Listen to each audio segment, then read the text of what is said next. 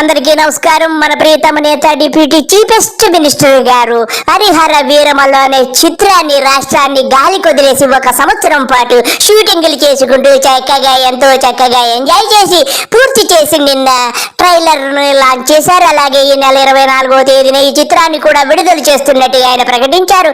గొప్ప మీటింగ్ పెట్టి నిన్న అందరితోటి జాకీలతో బాగా పైకి బాగా ఎత్తించుకున్నారు.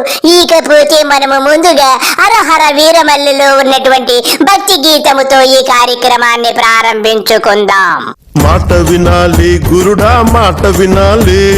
పవన్ కళ్యాణ్ గారు మీ గురువు గారిని 15 సంవత్సరాలు విడవకుండా మాట వింటూనే ఉంటానని మొన్నే చెప్పారుగా. తగిలినోడు మొగుడు కాదు, తగరము బంగారు కాదు.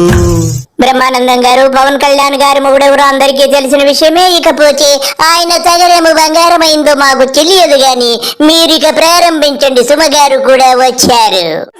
వరల్డ్ రికార్డ్ హోల్డర్ బ్రహ్మానందం గారు. ఈవిడేమో నన్ను 2 నిమిషాలు మాట్లాడమంది, నేనేమో 5 నిమిషాలన్నా మాట్లాడతానని అడుగుతున్నా.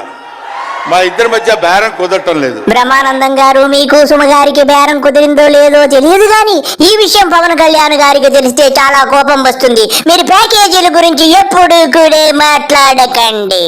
పవన్ కళ్యాణ్ గారి గురించి ప్రత్యేకంగా చెప్పాల్సిన అవసరం లేదు. ఎంత గొప్పవాడంటే కేజీ గీకేజ్ అంటే తప్పు తీసుకొని పళ్ళు రాళ్ళ కొడతాను కొడకల్లారా ఒక్కొక్కడికి చెప్తున్నాను. బ్రహ్మానందం గారు నా మాట వినలేదు, అనవసరంగా బేరసారాలు ఆడుకున్నారు. పవన్ కళ్యాణ్ గారికి తెలిసిపోయింది. ప్యాకేజీ విషయం తెలిసిందంటే ఆయనకి ఎంత కోపం వస్తుందో చూశారు కదా. చాలా గొప్పవాడు అని చెప్పడానికి మాత్రమే మనకు చేతనవుతుంది. మాట్లాడేది ఎవరి గురించి? పవన్ కళ్యాణ్ గురించి. పవన్ కళ్యాణ్ గురించి మాట్లాడాలంటే 2 నిమిషాలు మాట్లాడటం కంటే చాలా థ్యాంక్స్ అండి, సంతోషం అని వెళ్ళిపోవచ్చు. బ్రహ్మానందం గారు చక్కటి విషయం తెలుసుకున్నారు. 1 సెకండ్ మాట్లాడి వెళ్ళిపోండి. అనవసరంగా జాకీలు పైకెత్తి లేపాలనుకుంటే మరి పవన్ కళ్యాణ్ గారికి కోపము వచ్చిందంటే మరి ఇంకోలాగుంటుంది. ఎందుకైనా మంచిది కొంచెము జాగ్రత్తగా మాట్లాడండి బ్రహ్మానందం గారు. పవన్ కళ్యాణ్ ఎఫర్ట్ పెట్టి కష్టపడి పైకి వచ్చిన వ్యక్తి కాదు. బ్రహ్మానందం గారు మీరు చెప్పింది నిజమే. అన్నయ్య చిరంజీవి లేకపోతే ఈ పవన్ కళ్యాణ్ ఎప్పుడో చెట్టు కింద చెకోడీలు అమ్ముకునేవాడు. ఇకపోతే పవన్ కళ్యాణ్ గారికి భక్తి గురించి మీరు చెప్పండి. ఈయన దేవుణ్ణి ఎందుకు నమ్ముకున్నాడు అనేటువంటి ఆలోచన మనకు వస్తే, బ్రహ్మానందం గారు మన పవన్ కళ్యాణ్ గారు ఏ నిమిషములో ఏ మతములో ఉంటాడో తెలియదు కాబట్టి మీరు ఓవర్ యాక్షన్ చేయకండి. అప్పుడే సనాతన ధర్మం అని హిందూ ధర్మం అని గింజుకుంటాడు. ఇమీడియట్ గా రంజాన్ మాసములో ముస్లింల ఇంటికి వెళ్ళి చక్కగా బిర్యానీ ఆరగించి అల్లాహు అక్బర్ అంటాడు. అలాగే రష్యా వెళ్ళి చర్చిలో ఆమెన్ అంటాడు. ఎలా నమ్మగలము?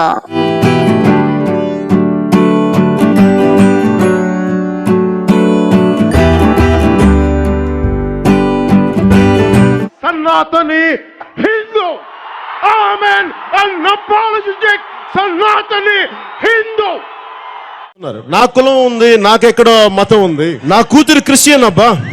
నా కూతురు తల్లి తన మతాచారం ప్రకారం నా కూతుర్ని రష్యన్ ఆర్థడాక్స్ చర్చ్ లో బాప్టైజ్ చేస్తానంటే సంతోషంగా చేయించమన్నాను. ఎందుకంటే బ్రహ్మానందం గారు మీరు ఓవర్ యాక్షన్ ఆపేయండి. మా పవన్ కళ్యాణ్ గారు దూరని మతం అంటూ లేదు కాబట్టి మీరు ఆపేసి మా పవన్ కళ్యాణ్ గారు రాజకీయముగా ఎంత బాగా ఎదుగుతున్నారో మీరు జాకీ పెట్టి పైకి లేపండి. ఆగాడా, మళ్ళీ ఎందుకు తిరిగాడో ఈ పొలిటికల్ లైన్లో తిరిగాడు. అలా తిరిగి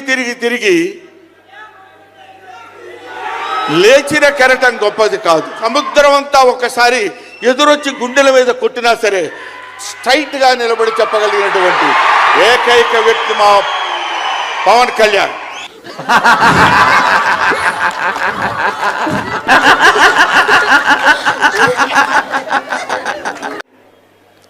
ఈయన మినిస్టర్. బ్రహ్మానందం గారు ఎంతో చక్కగా జాకీ పెట్టి లేపారు. కానీ ఇప్పుడు ఒక మాట చెప్పారు చూడండి, ఇతను మినిస్టరా? నిజమే సుమి, నాకు కూడా అదే డౌట్ రోజు వస్తుంది బ్రహ్మానందం గారు, ఇతనేమిటి మినిస్టర్ అని. ఈయన డిప్యూటీ సీఎం. బ్రహ్మానందం గారు ఇప్పటి వరకు జాకీ పెట్టి పైకి లేపి ఇతను డిప్యూటీ సీఎం అంటుంటే నాకు కూడా డౌటే వస్తుంది, ఇతను ఏమిటి డిప్యూటీ సీఎం అని. ఇది ఆయన గొప్పతనం కాదు. బ్రహ్మానందం గారు, అయితే మరి ఎవరి గొప్పతనము ఇతడు డిప్యూటీ సీఎం అవ్వడానికి ఒక్కసారి చెప్పండి. ఇదంతా ఆయన నమ్ముకున్న బ్రహ్మానందం గారు, మీరు చెప్పింది నిజమే. ఆయన నమ్ముకున్నది ఎవరిని? మా ప్రియతమ నేత చంద్రబాబు గారిని. అలా నమ్ముకుని ఆయన ఎంతో చక్కగా డిప్యూటీ సీఎం స్థాయికి ఎదిగిపోయారు. అందువల్ల పవన్ కళ్యాణ్ గారు బతుకు మీది. బ్రహ్మానందం గారు తప్పు చెబుతున్నారా? ఆయన బ్రతుకు మాది కాదు, ఆయన బ్రతుకు చంద్రబాబు నాయుడు గారిదే. ఆయన ఇంకా 15 సంవత్సరములు బాబు గారికి ఊడిగము చేస్తానని చెప్పి సభాముఖముగా తెలియజేశారు. తెలియకపోతే తెలుసుకోండి. ఎందుకండి ఆయనకి మేము ఎన్నోసార్లు చెప్పాం. మమ్మల్ని మామూలుగా, నేను పెద్దవాడిని కాబట్టి డైరెక్ట్గా తిట్టలేక చిన్న మందలింపించినది. ఎందుకండి మనకి ఆ రాజకీయాలండి ఎందుకండి? అయితే బ్రహ్మానందం గారు, మీరు కూడా చెప్పారా పవన్ కళ్యాణ్ గారికి, ఎందుకు మీకు రాజకీయాలంటే వినయకుండా ఇలాగే నేను కూలీగానే బ్రతుకుతాను బాబు గారికి ఊడిగం చేస్తూ అన్నారా? ఇప్పుడు నేను చెప్పేది, రేపొద్దున ఆయన ఎంత గొప్పవాడు అవుతాడనేది మనం నిర్ణయించలేము, మన చేతుల్లో లేదు. అది ఆయన చేతుల్లో లేదు, మన చేతుల్లో లేదు. అస్తు అస్తు అస్తు శుభమస్తు, ఇది జరిగి తీరుతుంది. ఇది నిత్య సత్యం. బ్రహ్మానందం గారు, మీరెవరు నేనెవరము గాని ఆయన యొక్క భవిష్యత్తు నిర్ణయించడానికి ప్రజలే నిర్ణయిస్తారు గాని మీరు ఇక ఓవరేక్షన్ ఆపేసి ఇక నెక్స్ట్ విషయానికి రండి. శుభమస్తు శుభమస్తు అన్నారు. ఇకపోతే హరిహర వీరమల్లుకి శుభం కార్డు పడుతుందా, శుభం కార్డు పడుతుందో ఒక్కసారి జాకీ పెట్టి పైకి లేపండి. సరే, ఇక నీ సోది ఆపబోయా. చెప్పు హరిహర వీరమల్లు గురించి. హరిహర వీరమల్లు పవన్ కళ్యాణ్ గారు, మరి ఆయన జాతకం ఏంటో నాకు తెలియదు. ఇలాంటి స్టైల్, అప్పుడెప్పుడో ప్యాంటు మీద ప్యాంట్ వేసుకుంటే స్టైల్.